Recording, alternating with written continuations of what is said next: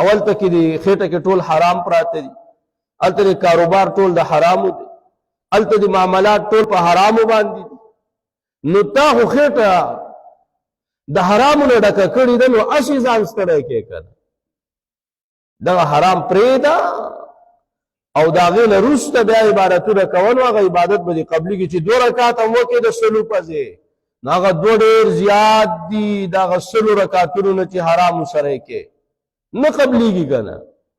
نو دا 2 رکعتونه تی بهتر دي. نو معاملاتو غم وکئ جي، معاملات دي صحیح نه و که نه، داسې ځان مه ستړی کوه، هسې ځان مه ستړی کوه. او د دې وجې نه چې یو سړي ته به دا څنګه پته لګي چې زه ښه سړی یم، زه جنتي یم، زه د الله رب العزت زما په دې حالت او په دې وخت کې زما څه کیفیت او څه حالت دی.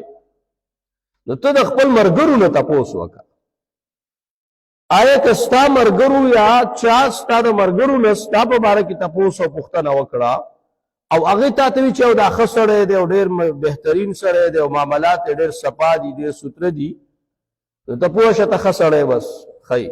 او که هغه وي چېرې دا خو ډېر بېکاره سړی دی، په منځونو یې مه شه، په منځونو یې مه شه وایي. نور ګویا سړي معاملات ډېر ګډوډ دي، نو چې ګواهي د باندې وکړه که نه، نو ته ځان داسې د زمزم په اوبو باندې وینځه که نه، پاکېږې نه. ستا خټه ګنده ده، ستا خوراک، ستا څښاک، ستا پیزار، ستا جامه دا حرامه ده.